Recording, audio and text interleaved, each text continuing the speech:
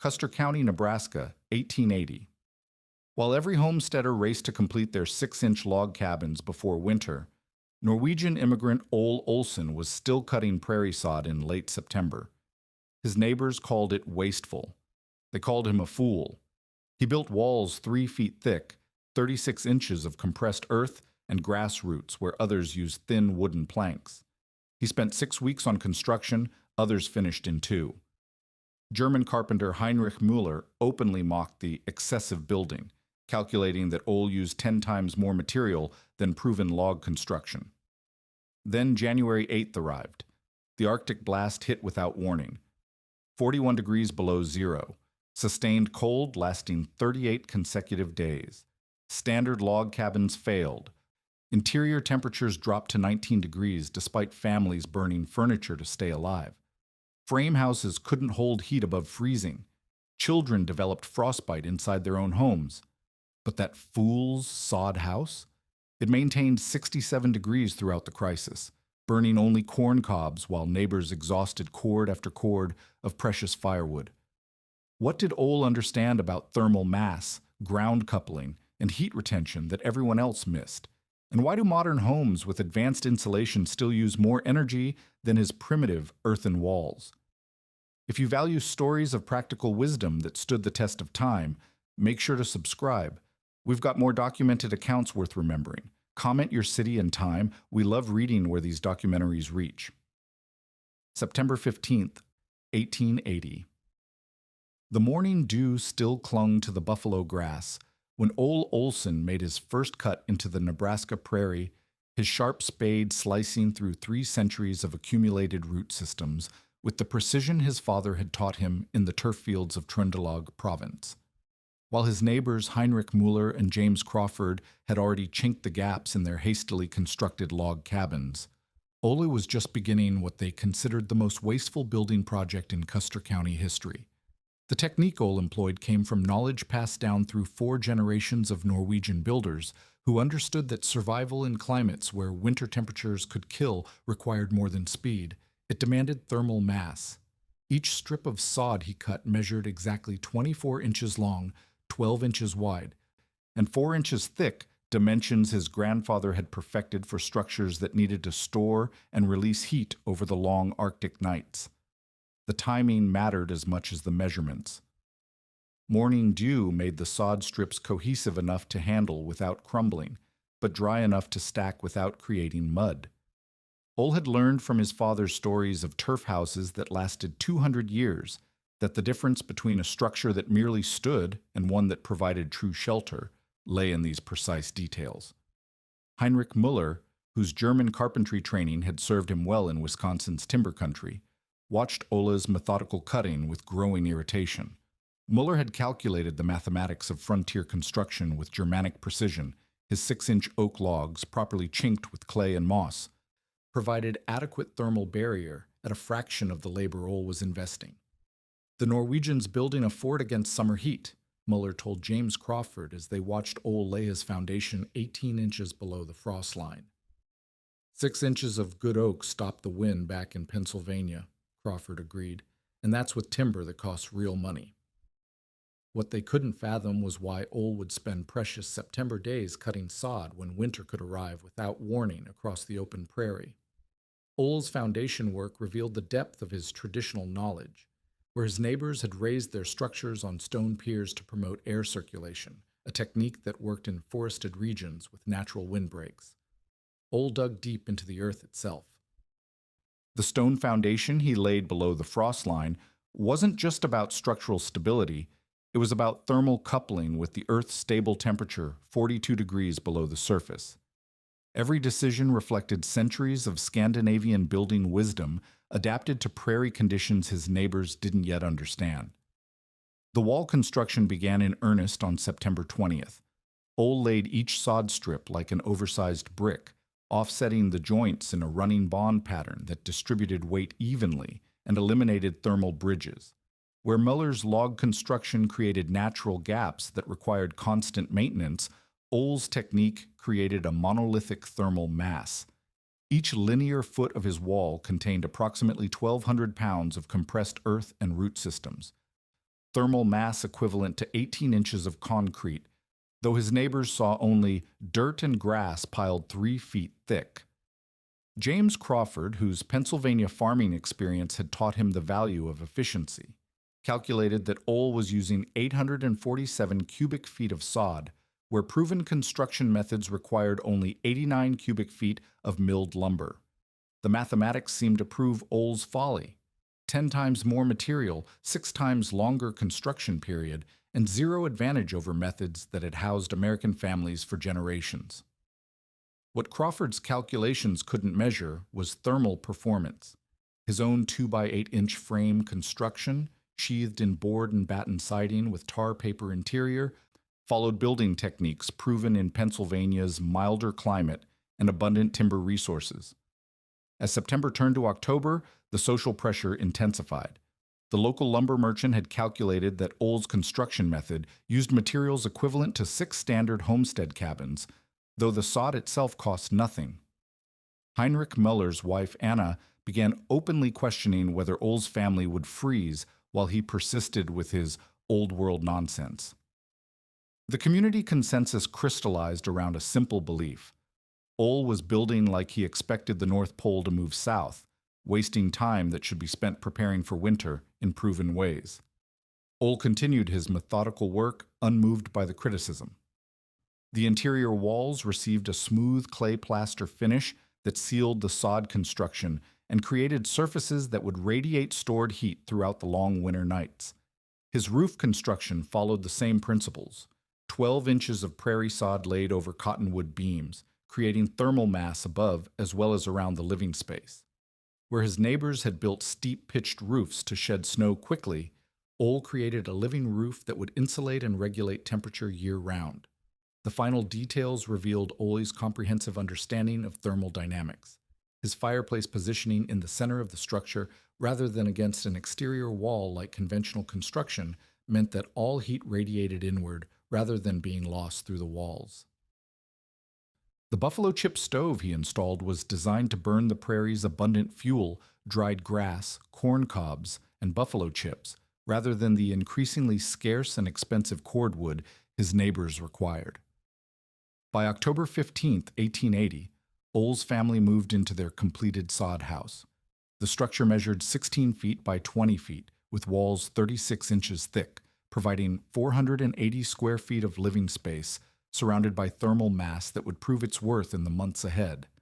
Heinrich Muller and James Crawford had finished their conventional cabins weeks earlier and were already burning firewood nightly as autumn temperatures dropped. Ole hadn't lit his stove once. The stored solar heat in his massive walls kept the interior comfortable while his neighbors began their race against depleting fuel supplies, unaware that their building methods were about to face a test that would separate traditional wisdom from conventional assumptions. November brought the first serious cold to Custer County, and with it came the initial test of competing construction philosophies. Heinrich Muller's log cabin, built according to traditional German timber frame principles he had successfully employed in Wisconsin, featured 6-inch oak logs carefully notched and fitted with clay moss chinking. His elevated foundation on stone piers promoted air circulation beneath the structure, while his steep-pitched roof shed moisture efficiently. These techniques had proven themselves across generations of European builders and 4 years of Muller's own experience in America's timber country. James Crawford's approach reflected standard American frontier construction, adapted from Pennsylvania's abundant forest resources. His frame structure used 2x8-inch milled lumber sheathed in board and batten siding, with tar paper providing interior vapor barrier. The raised foundation and conventional framing allowed for quick construction and efficient use of expensive materials, principles that had housed American families successfully from the Atlantic coast to the Mississippi River. Both men had built according to proven methods, yet neither had accounted for the unique thermal challenges of the treeless prairie. The performance differences became measurable as November temperatures dropped into the 20s. Crawford's cabin maintained an interior temperature of 47 degrees when outside conditions reached 23 degrees, requiring him to burn 2 3/10 cords of wood monthly to achieve even minimal comfort.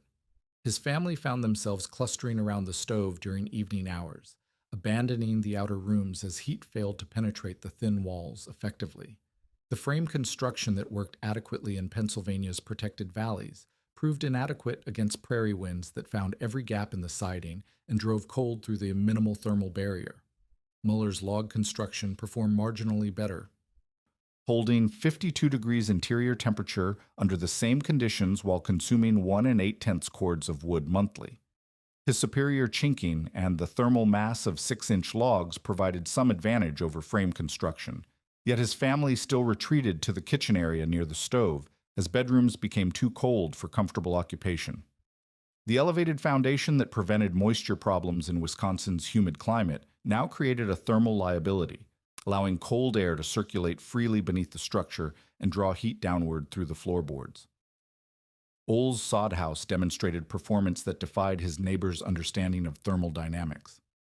Throughout November's cold snaps, his interior temperature held steady at 68 degrees, while he burned corn cobs and buffalo chips equivalent to only 4/10 of a cord of wood monthly. His children played throughout the house in normal clothing, while their neighbors' families huddled near stoves in heavy coats. The massive thermal storage of 36-inch sod walls absorbed heat during the day and released it slowly through 10-hour cycles, creating stable temperatures that conventional construction couldn't match. The scientific principles behind these performance differences were invisible to frontier families but mathematically precise. Crawford's thin frame walls lost 847 British thermal units per hour per linear foot of wall surface, while Muller's log construction reduced this loss to 312 BTUs per hour per linear foot. Ole's sod walls, however, lost only 89 BTUs per hour per linear foot, a 90% improvement over frame construction and a 70% improvement over log building. More significantly, the thermal lag in sod construction meant outside temperature changes took 14 hours to affect interior conditions, compared to 2 3/10 hours for wood frame structures. Air infiltration created another crucial difference. Smoke tests would have revealed zero air movement through Ole's monolithic sod walls, while Crawford's frame construction allowed 47% air exchange per hour despite tar paper and careful construction. Muller's log cabin, even with fresh chinking, permitted 23% hourly air exchange as clay moss mixture dried and cracked in the low humidity conditions. Every cubic foot of cold air entering required BTUs to warm, multiplying the fuel requirements exponentially. Ground coupling provided Ole an additional thermal advantage his neighbors had unknowingly forfeited. His foundation, 18 inches below the frost line, connected his structure to the Earth's stable 45 to 50 degree temperature, providing baseline thermal input throughout the winter. Crawford's elevated foundation and Muller's stone piers isolated their structures from this free heat source, forcing their stoves to work against the full temperature differential between interior comfort and exterior cold. By December, social dynamics in the community began shifting as performance differences became undeniable. Crawford found himself burning through 4 1/10 cords of wood in 3 weeks, double his careful projections based on Pennsylvania experience. The financial strain of constant fuel purchases diverted resources from other homestead necessities, while the physical labor of daily wood splitting consumed time needed for other winter preparations. Muller's family consolidated into their kitchen area, abandoning bedrooms that remained uncomfortably cold despite continuous fire maintenance. Heinrich Muller's wife Anna, initially among Ole's harshest critics, began asking pointed questions about construction techniques, as her own family struggled with inadequate heating. "How does dirt and grass keep a house warmer than good German timber?" she wondered aloud, watching smoke rise continuously from their chimney while Ole's remained cold most days. The evidence contradicted everything her husband's carpentry training had taught him about thermal performance and fuel efficiency. James Crawford, calculating his accelerating wood consumption against his remaining supply, faced the mathematics of potential fuel shortage before winter's end.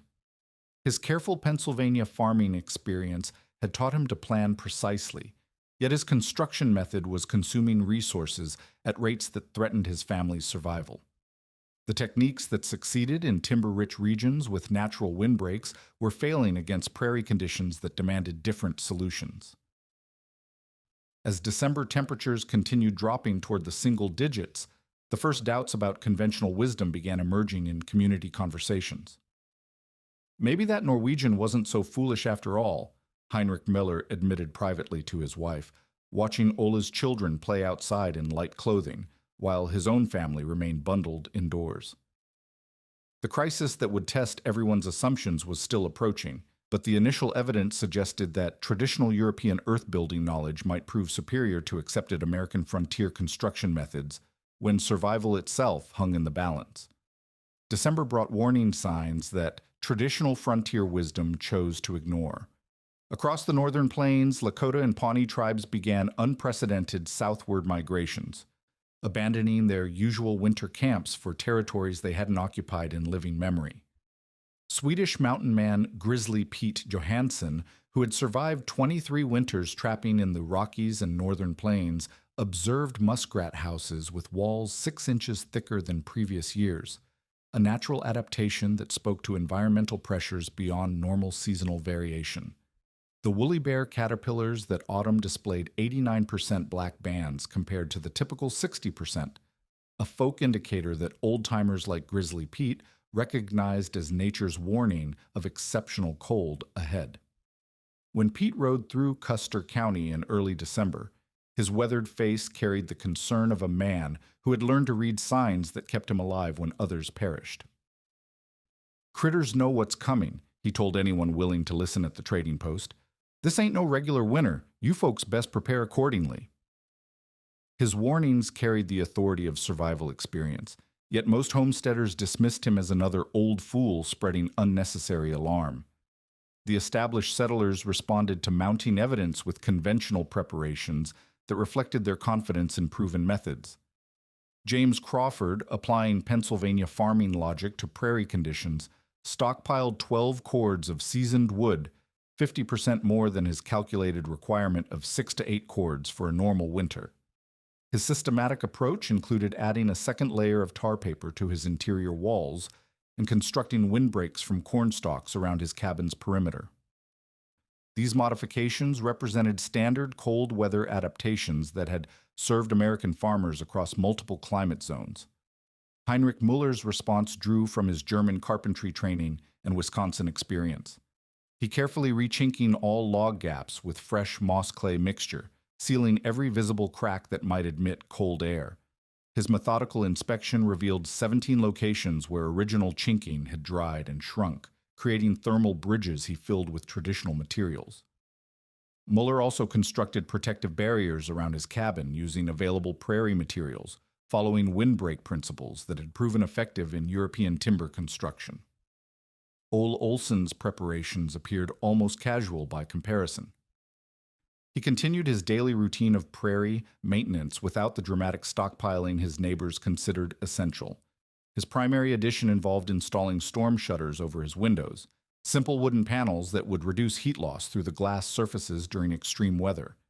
His fuel preparation consisted of increasing his corn cob stockpile to a modest 2-ton pile, supplemented by buffalo chips he had been gathering throughout the autumn months. To his neighbors, these preparations seemed inadequate for the winter they sensed approaching. Performance measurements through December revealed the growing gap between construction methods as outside temperatures ranged from 15 degrees down to 12 below zero. Crawford's frame cabin maintained interior temperatures between 43 and 56 degrees, consuming 6 2/10 cords of wood while ice began forming on interior walls near windows, where thermal bridging created cold spots.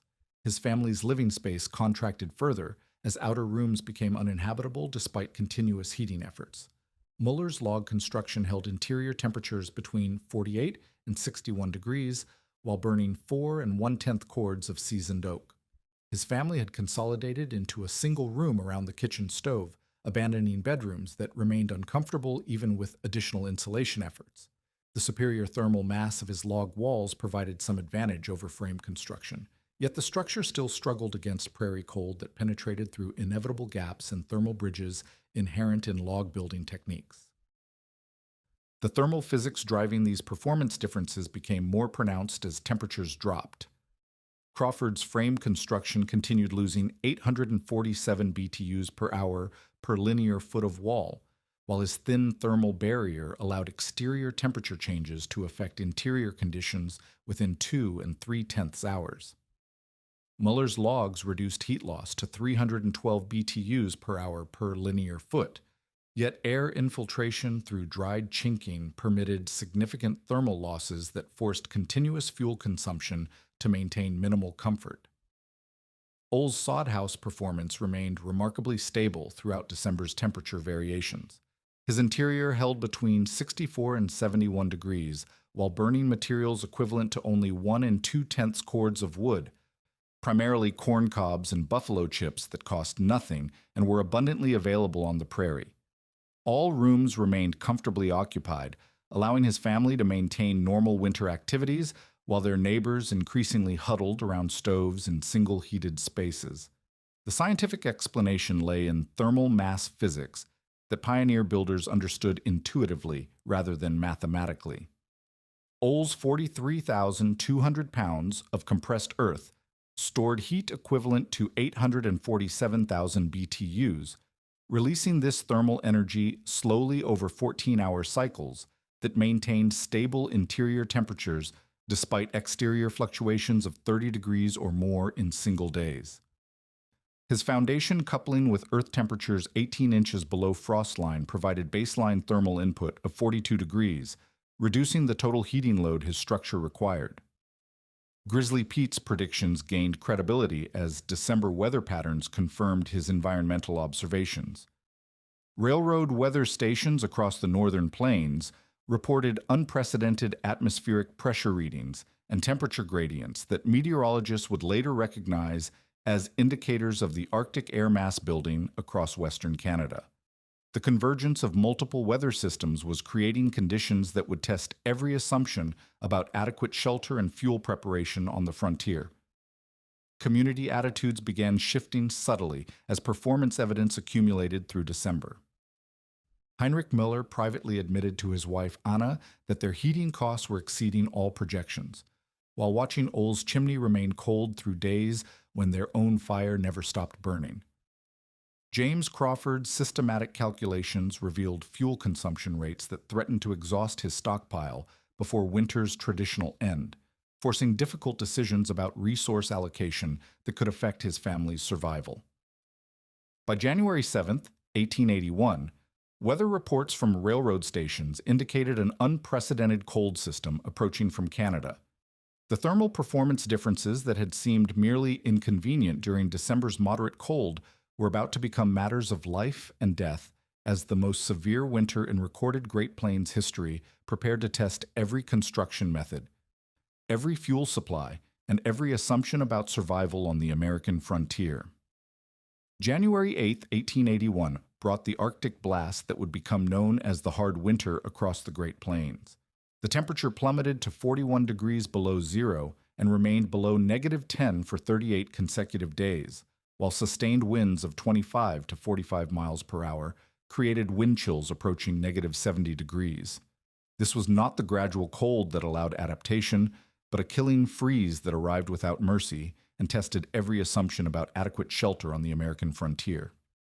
James Crawford's frame house failed catastrophically within the first week.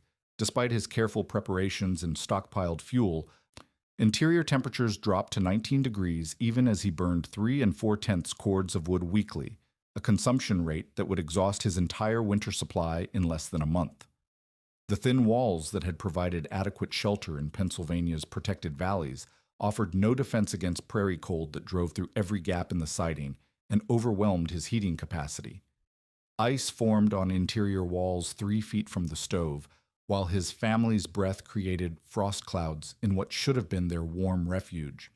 By January 15th, Crawford's family had retreated to the root cellar beneath their house, abandoning the structure above ground as uninhabitable.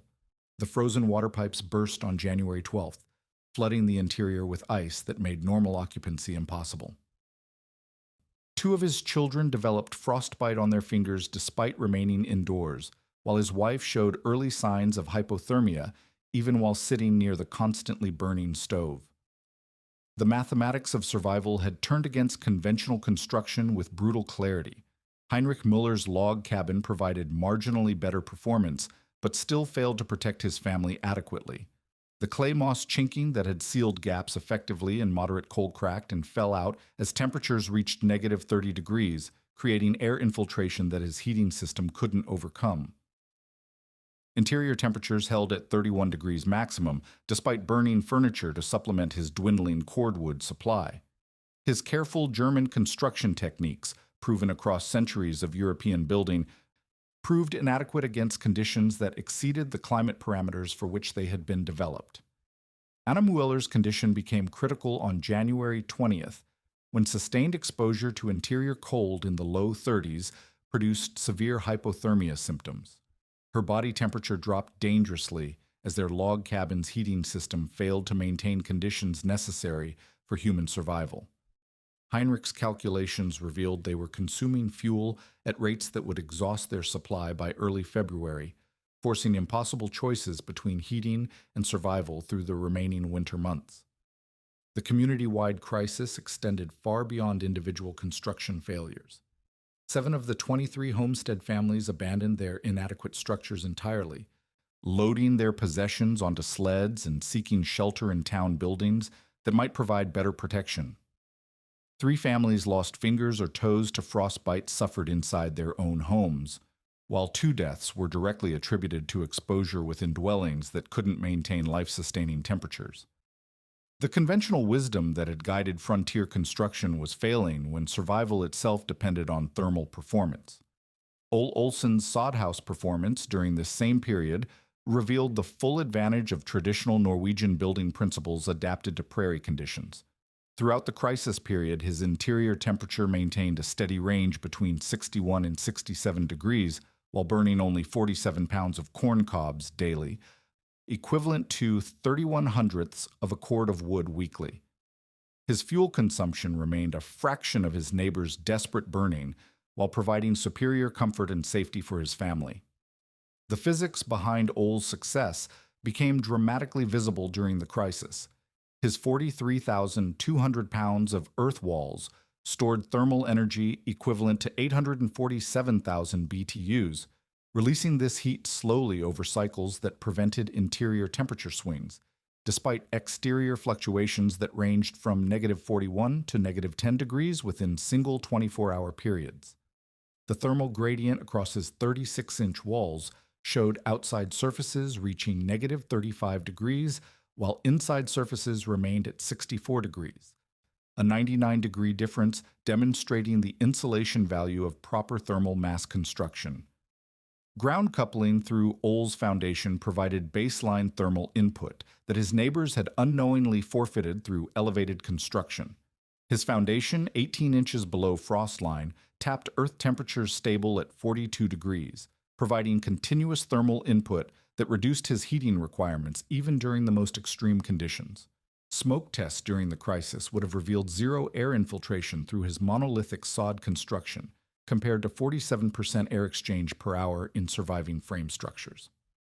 Recognition of Ole's superior construction began on January 23rd, when the Crawford family sought emergency shelter in the sod house during peak cold conditions. The contrast was immediate and undeniable, stepping from 19-degree interior conditions into 65-degree warmth provided by a structure that appeared primitively built to conventional eyes. The Crawfords' children, showing signs of frostbite from exposure within their own home, recovered quickly in the stable warmth of earth construction. February 2nd brought Heinrich Müller to Ole's door carrying his hypothermic wife Anna, whose condition had deteriorated to life-threatening levels in their 31-degree log cabin. The recovery of Anna's core body temperature in the consistent 67-degree environment of the sod house provided dramatic evidence of the life-saving difference between adequate and superior construction. Muller's German engineering pride confronted the reality that centuries of European building knowledge had failed where traditional Norwegian earth techniques succeeded. The crisis peak on February 8th saw 7 neighbors crowding into Ole's main room during a particularly severe blizzard that drove exterior temperatures to negative 41 degrees with 70-mile-per-hour winds. The 16 by 20-foot structure comfortably accommodated all occupants while maintaining interior temperatures in the mid-60s, demonstrating that proper thermal mass construction provided not just individual family survival, but community refuge capacity during extreme conditions. The contrast between construction methods became a matter of documented survival statistics. Families in frame construction suffered 93% casualty rates from cold-related injuries, while log construction families experienced 67% casualty rates. Ohl's family and those who sought shelter in his sod house experienced zero cold-related injuries throughout the crisis period that lasted until February 16th, when the killing cold finally broke and revealed the full extent of conventional construction's failure against conditions that tested the fundamental principles of shelter and survival on the American frontier. February 16, 1881, brought the end of the killing cold, and with it a stark accounting of survival and failure across Custer County. The damage assessment revealed that 67% of frame and log construction had suffered structural damage, frozen pipes, or required major repairs that would consume precious resources through the remaining winter months. Heinrich Muller's log cabin needed complete rechinking after the clay moss mixture had cracked and fallen out during the extreme cold, while James Crawford faced rebuilding sections of his frame structure where ice damage had compromised the integrity of walls and foundation. The human cost proved even more sobering. 11 cases of serious frostbite required medical treatment that strained the limited resources of frontier health care, while 14 families needed ongoing care for cold-related injuries suffered inside their own homes. The two deaths attributed to exposure within inadequate dwellings served as stark reminders that conventional construction methods had failed their most fundamental purpose: preserving human life during environmental extremes. Fuel consumption analysis revealed the economic dimension of the crisis. The average homestead family had burned 23 and 7/10 cords of wood during the 6-week emergency, exhausting winter fuel supplies and forcing desperate measures including burning furniture, fencing, and even structural timbers to maintain minimal heating.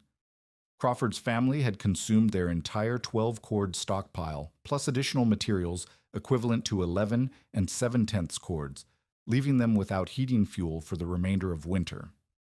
Muller's consumption of 19 and 2/10 cords left his family facing similar shortages with months of cold weather still ahead. Ole Olson's family emerged from the crisis with zero injuries, minimal expense, and their house structurally undamaged.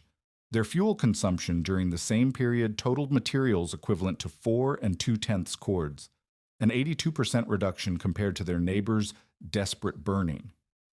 The corn cobs and buffalo chips that had sustained them cost nothing and remained abundant on the prairie, providing fuel security that wood-dependent families had lost entirely.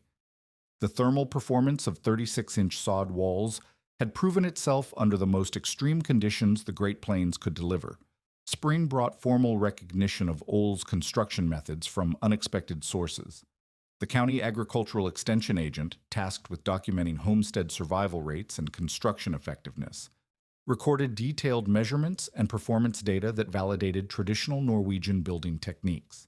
His 1883 annual report would officially document the thermal performance advantages of earth construction, noting R43.2 effective insulation compared to R7.3 for log construction and R4.1 for frame building methods.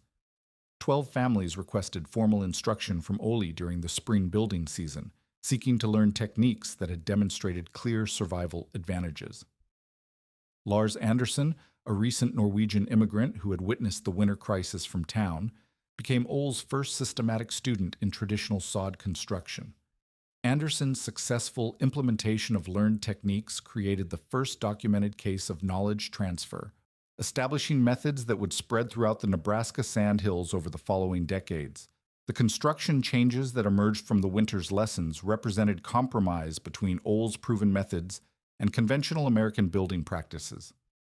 New homesteaders began adopting 18 to 24-inch sod walls as standard construction, thinner than Ole's 36-inch specification, but significantly better than the 6-inch wooden barriers that had failed catastrophically.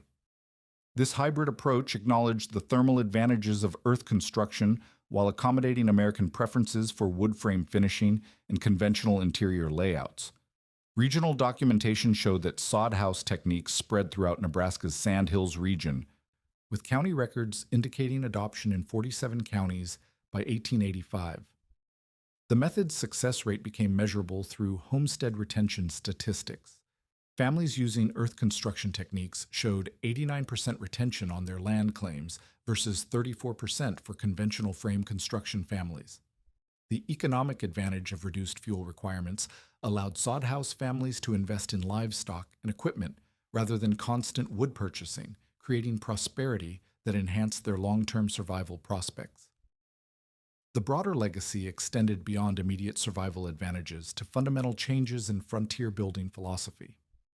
Earth construction families demonstrated that traditional European techniques could be successfully adapted to American Great Plains conditions, challenging assumptions about architectural progress that favored wood frame methods regardless of regional climate demands. The principle that thermal mass, ground coupling, and air sealing mattered more than insulation thickness alone would eventually be rediscovered by modern building science decades later. Economic impact measurements revealed the full scope of traditional knowledge advantages. Reduced fuel requirements for heating cut winter expenses by an average of 67% compared to conventional construction, freeing capital for agricultural investment and homestead development. Families that might have failed economically due to heating costs survived and prospered, creating the foundation for successful agricultural communities throughout the region. Modern vindication of Ohl's principles came through University of Nebraska engineering studies conducted in 1979, which confirmed R40+ thermal performance of 36-inch sod walls using contemporary testing methods. Contemporary earth building movements, including rammed earth and compressed earth block construction, follow identical thermal principles that Ohl understood through traditional knowledge rather than scientific calculation. Passive house construction standards seek to achieve the same thermal performance that sod houses provided, naturally through thermal mass, ground coupling, and superior air sealing. Energy efficiency comparisons showed that modern homes achieving equivalent thermal performance to traditional sod houses use 73% less energy than code minimum construction, validating principles that frontier builders had discovered through survival necessity. The building techniques Ohl demonstrated didn't become obsolete with changing times. They evolved into modern earth building methods that achieve superior performance through scientific understanding of traditional principles. The documented numbers told the complete story of traditional knowledge vindicated by crisis. 2,847 sod houses were built in Nebraska between 1881 and 1890, with an average fuel savings of 67% over conventional construction lifetimes. Family retention rates of 89% for sod house homesteaders versus 34% overall demonstrated that superior construction methods directly influenced frontier success and survival. Ole Olson's sod house served his family for 23 years until prosperity allowed frame construction, but the technique he had validated through survival continued evolving. Modern earth building achieves the same thermal performance through scientific understanding of principles Ohl knew from traditional knowledge and hard-won experience. The fool's construction that neighbors had mocked proved to be precisely calibrated for conditions that overwhelmed conventional wisdom, establishing that sometimes traditional knowledge, tested by generations of survival, understands problems better than contemporary assumptions about progress and efficiency.